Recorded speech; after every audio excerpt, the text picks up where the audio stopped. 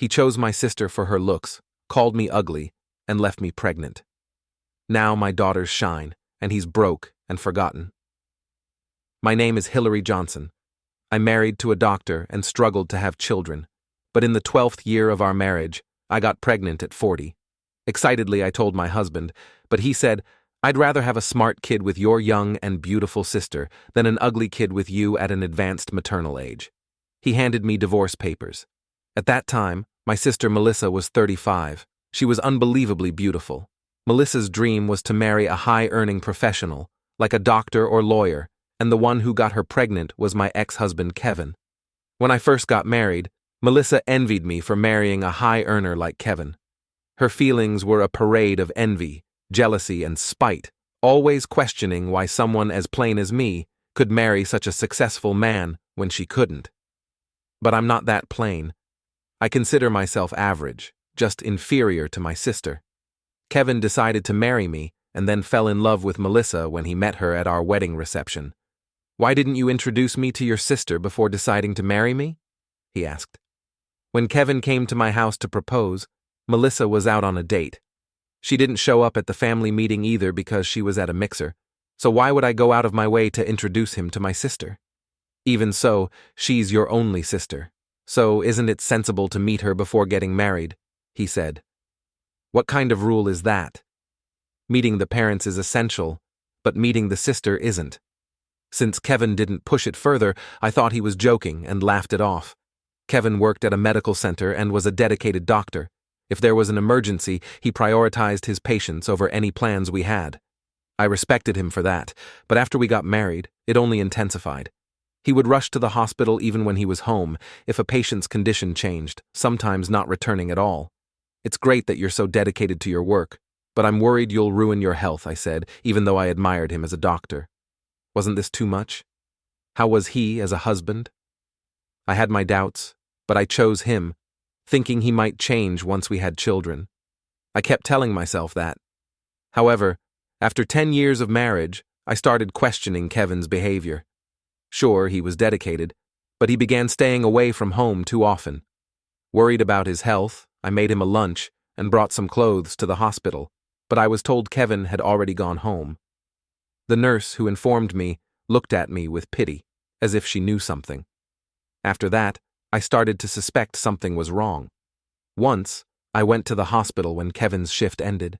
I saw him meeting a woman outside the hospital. From the back, she looked familiar, but I couldn't be sure.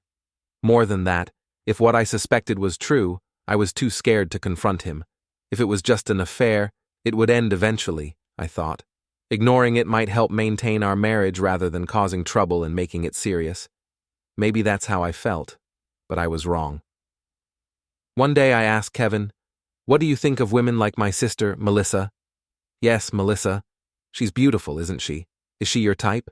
Kevin replied, "Well, compared to you, she's definitely prettier. If I had to marry, I'd prefer a beautiful woman. What would you do if Melissa said she wanted to date you?" Kevin stared at me. He might have been wondering whether to tell the truth or brush it off. Of course, I wanted him to say he'd choose me. I wanted him to say Melissa was just my sister, but Kevin said nothing. After that, he came home even less. I shouldn't have asked such a thing. Maybe he thought it was silly. Maybe he found it bothersome. If I hadn't said anything, maybe we could have stayed a couple. These thoughts filled me with regret. In the midst of this regret, I received the news that I was pregnant. "Honey, I'm pregnant. We finally have a baby. We had wanted a child for so long, but couldn't have one. Every time I saw parents with their children, I was so envious. Finally, we can be parents." I was so happy. I called my husband at work, but Kevin's response was cold. "You know I'm at work. Don't call me for something like this. I'm busy. I'm sorry. Hey, can you come home early today? I'll cook something delicious. Let's celebrate." How should I know if I can come home early? I'm a doctor. "I never know when an emergency will come up," he said, and didn't come home. I thought he'd be kinder once he knew I was pregnant. I thought he'd be happy with me, but he wasn't. Where is his heart gone? I cried, feeling miserable. I spent a sleepless night a week later when Kevin finally came home. He told me, "I'd rather have a smart kid with your young and beautiful sister than an ugly kid with you." He added, "Yeah, Melissa's pregnant too, so our relationship is over." He laughed and placed the divorce papers on the table, urging me to sign them quickly, so it was Melissa after all. There was no mistake. 15 years have passed since then. I've raised them well, haven't I? And triplets, no less. Remembering that day still makes me bitter and sad, but from that day on, I began looking forward to the birth of my daughters. Thanks to my daughters, I was able to overcome Kevin's betrayal. Now they are in middle school. A lot has happened, huh? When one of them suddenly gets a fever, all three get sick together. To the hospital alone. They always wear the same clothes, and if I dress them differently, they complain. Life was tough, and I made 3 identical outfits by hand, finding solace in my children's smiles. Now my daughters have grown into undeniably beautiful young women. Who do they take after? It's amazing how they turned out so beautiful. It's almost unbelievable that I could give birth to such stunning kids. My mother, who often helped take care of them, used to say that they inherited the best traits from both Kevin and me. If that's true, then my daughters are lucky. Once, Kevin called me ugly, and it hurt deeply back then. But now, when I look at my children, I wonder what he'd think if he saw them. It amuses me. I never thought I'd see Kevin again, or that he'd meet our children. But one day, my mother, who adored my kids, had to be hospitalized. When I went to visit, I found out it was the hospital where Kevin worked. It's a big hospital, so I didn't think we'd run into each other. But as fate would have it, you always meet the people you least want to see. "Hey, Hillary, is that you?" I turned around and saw him in a white coat. 15 years had passed, and his hair was now noticeably gray. The salt and pepper hair had taken away his once handsome appearance. "What's up? You here for the geriatric department?" The geriatric department deals with mental and physical health issues in the elderly, like memory loss, declining comprehension, and mood swings. So he was implying that I was old, even though he was older than me. But those words didn't hurt me anymore. Thanks to him, I had developed a strong spirit. I laughed off Kevin's words and tried to walk away. "Hey, I went out of my way to talk to you. Don't ignore me," he followed me. "Why are you so free now that you're 60? "Well, I'm not as busy as I used to be. I have subordinates now, good for you, but I'm busy. Come on, it's been 15 years. Let's talk for a bit." "I don't want to talk to you." "I get it. You had a hard time after I left you, right? Life must have been tough, but who could blame me? Who'd want to spend their life with an ugly woman like you? Thanks for that. And look at you now. You've aged even more. You were ugly before, but now it's even worse. And you've changed too. You're 60 now, right? Your hair's all gray. Where did the man I used to know go with the salt and pepper hair? Well, it'd be weird if I stayed the same forever. Wouldn't it? He never changes, does he? True. But with that salt and pepper hair, won't your beloved wife dislike you? Don't worry, that's not a problem. Oh, really? But you can't beat age, can you? You're close to retirement, aren't you? I'm still going strong. You're already 55, right? You should start preparing for retirement. Your kids are only 15, so you've got 7 more years to work hard. True, I don't need the geriatric department just yet. Can you afford to send your kids to college? You don't have any skills, so I bet you only work as a cashier at a grocery store. Don't you dare mock grocery store cashiers. My kids are definitely going to college and will become doctors. Good for you. Your kids must be ugly and dumb, so college is pointless for them. Maybe, maybe not. By the way, did you have a boy? A dumb boy is the worst. I have daughters. Well, at least that's good. Even dumb girls can make money. Maybe you should get them into some service job after high school. Even though we're divorced, how can you say such things about your own children? The only kids I have are the ones with Melissa. Speaking of Melissa, I haven't seen her in 15 years. How's she doing? Oh, she's supposed to come to the hospital today. Is she still as beautiful as ever? Of course she is. What are you talking about? Kevin sounded uncertain, as if he wasn't entirely sure. My instincts told me something was up. Your kids must be really smart, right? After all, you chose to have smart kids over ugly ones when we divorced. Of course, they're my kids. I'd love to see Melissa and the kids. They're my nephews, after all. You don't need to see them. There's no need. But we're family. It's natural to want to see my relatives. I said there's no need to see them. Why not? I don't mind letting you see my kids. Isn't it strange how you're so against it? She's my sister, you know. It's only natural for me to want to see her. Melissa doesn't want to see you, really. We're only two sisters. I don't want our lives to end without seeing each other again. It's better to stay apart. The difference in living standards would just cause problems. That's not true. She's my sister, and I'd be happy to see her living well. You'd be jealous if you're poor and she's rich. No, I wouldn't. Envying others is pointless. You worry too much. People aren't that pure. If Melissa is living well, you'd be envious and might even ask for money. That's ridiculous. At this age, I'd never do that. Besides, what Melissa does with her life doesn't affect me. I don't envy her at all. Still, it's better if you don't meet. Why are you so stubborn? Is there something you're hiding? There's nothing to hide. Then there's no problem with us meeting. I really want to see my sister. As we were talking, my sister actually appeared. It seems the old saying, "Speak of the devil," came true, but she was unimaginably overweight. Her face was completely different from 15 years ago, now ugly and distorted. Hillary, huh? Who are you? Come on, did you forget your own sister? What? My surprise was natural. Melissa, who was once model fine and a beauty icon during the divorce drama, had now become exactly what Kevin hated, fat and unattractive. How did you end up like this? She's practically a lump of meat. Kevin, you're a doctor. Shouldn't you be able to help her maintain her looks? Well, I thought doctors made tons of money. I figured plastic surgery costs would be nothing, but Kevin's income turned out to be less than I expected, and with the kids, there was no money left for beauty treatments. Melissa laughed, her large body shaking, seemingly indifferent about her looks. She used to undergo repeated cosmetic surgeries, altering her eyes, nose, and even getting liposuction. Full body hair removal was a given, always keeping her skin smooth, maintaining all that required money, and that money was supposed to come from her husband, a doctor or lawyer. I thought you'd keep up the surgeries even after getting married. I wanted to, but with 5 kids, there's no money left for myself.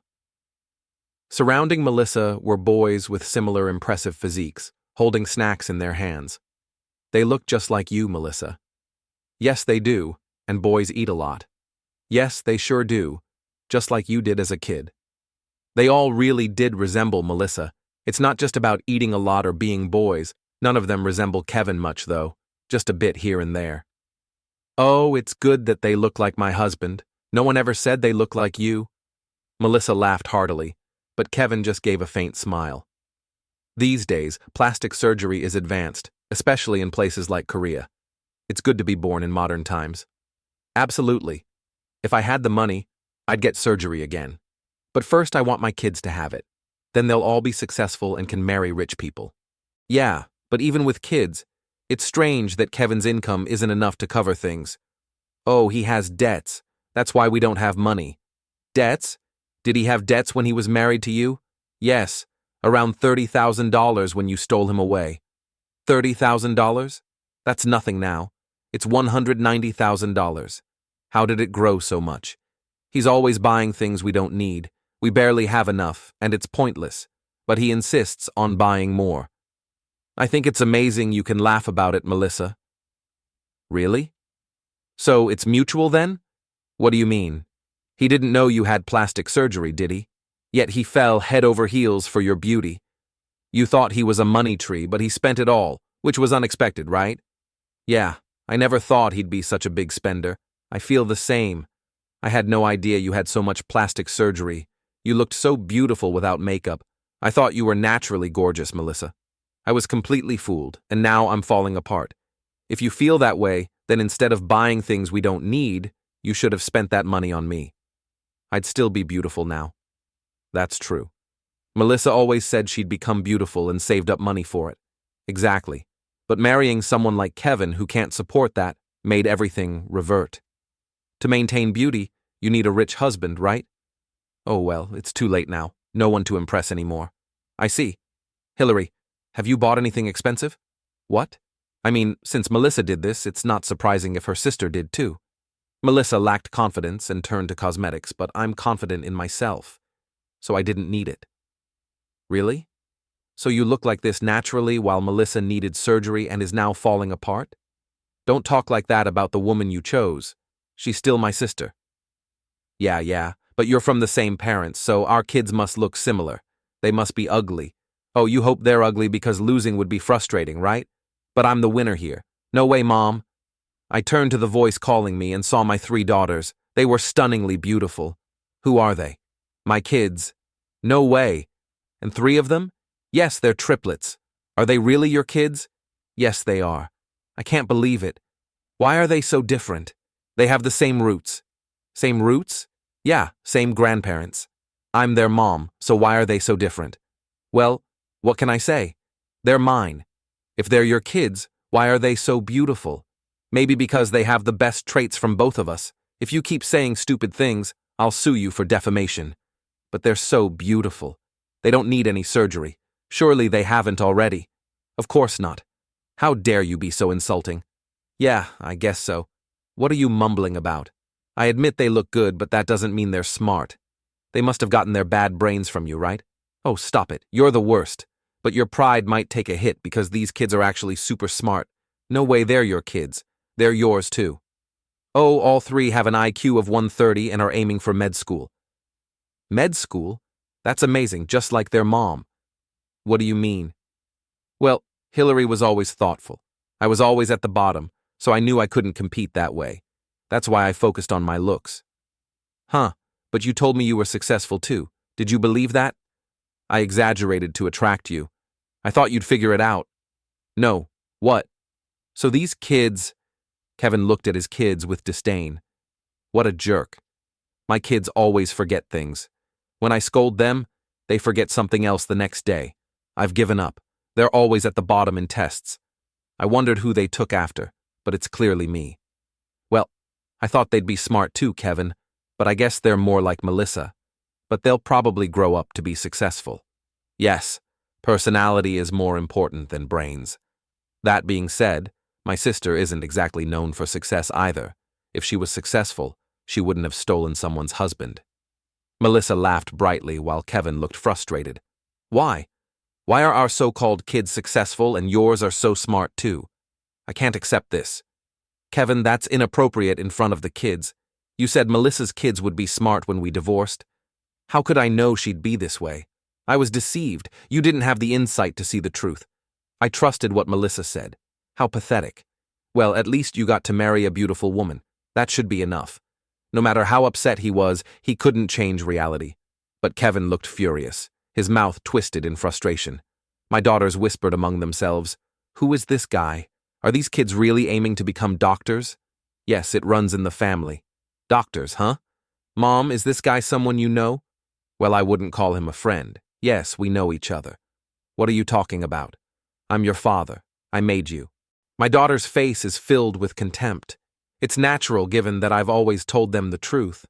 Whenever they asked about their dad, I told them what kind of man their father was. How he didn't care about hurting people. I know you shouldn't teach kids such things, but if Kevin found out about my daughters and showed up, he might use his money to take them away. Kevin would definitely want to claim their beauty and intelligence for himself. That's why I did it.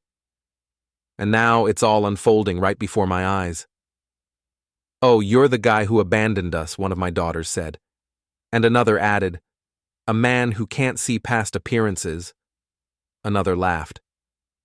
So that's why you didn't notice the plastic surgery. Finally, they all said in unison, what a pathetic old man. Kevin seemed at a loss for how to respond. Since waiting for Kevin to react was pointless, I turned to see what my daughters were holding. What did you buy? You said you were going to the bookstore, right? Yeah, we thought they'd have what we needed.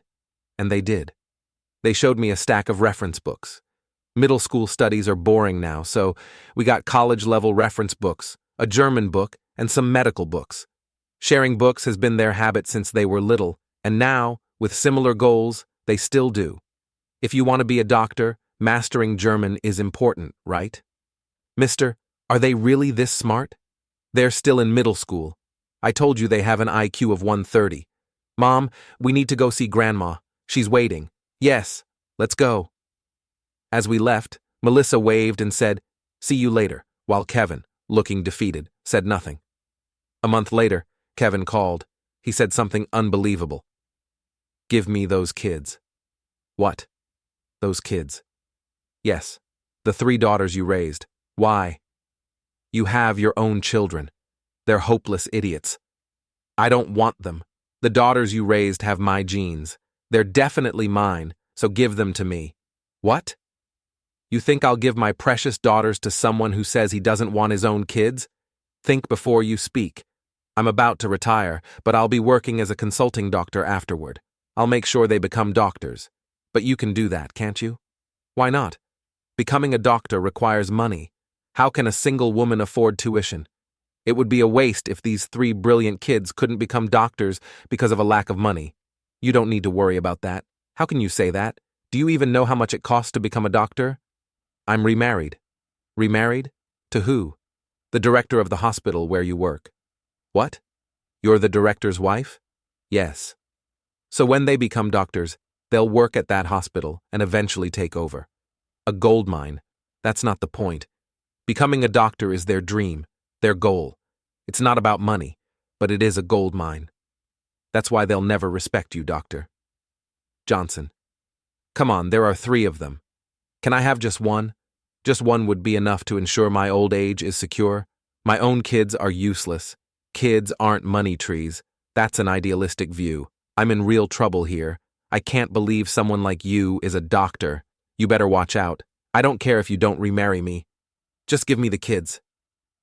Kevin kept shouting desperately, but I hung up without hesitation. Angry, I consulted my husband. He immediately had Kevin transferred. His new position was at a small clinic in a remote mountain village serving mainly elderly patients. Instead of working diligently, Kevin developed a terrible reputation. He would treat beautiful women politely, but was rude and dismissive to everyone else. At the medical center, patients and nurses celebrated his departure. He was shocked to realize how much he was disliked. He never thought that people perceived him in such a negative way.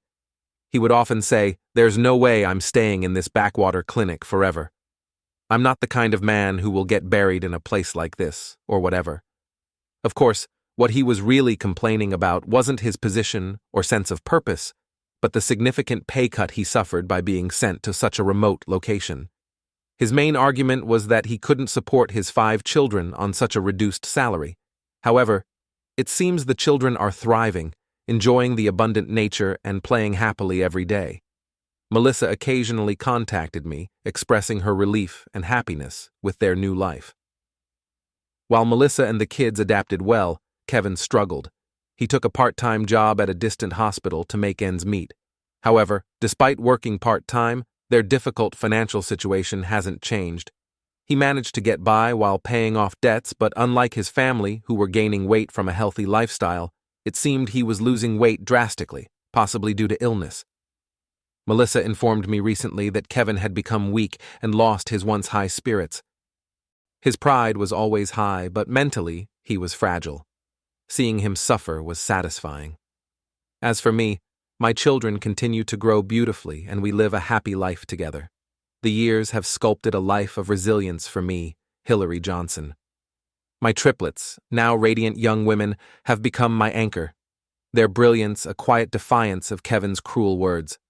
Their ambition to become doctors burns bright, fueled by their own dreams, not his shadow. My new husband, the hospital director, ensures their path is secure, his love a steady contrast to Kevin's betrayal. We've built a home filled with laughter, where my daughter's intelligence and grace shine untouched by the bitterness of the past. Kevin's life, meanwhile, has unraveled, banished to a remote clinic, his arrogance alienated patients and staff alike, his debts mounted, and his health faltered. A frail echo of the man who once scorned me. Melissa, too, has changed. Her beauty faded, her dreams of wealth buried under the weight of 5 children and financial strain. Yet she's found peace in their simple life, a contentment Kevin can't grasp. He still clings to the delusion of claiming my daughters, but they see him for what he is, a man diminished by his own choices. As I watch my girls pore over medical books, their faces alight with purpose, I feel a quiet victory. Kevin's words once cut deep, but they've lost their sting. My daughters are proof of my strength, their beauty, and brilliance, a legacy he'll never touch. Melissa and I have reconciled, our sisterhood mended through shared understanding. Life has taught me that true wealth lies in love and resilience, not in the fleeting promises of those who betray. My daughters will soar, and I'll be there cheering them on, forever their foundation.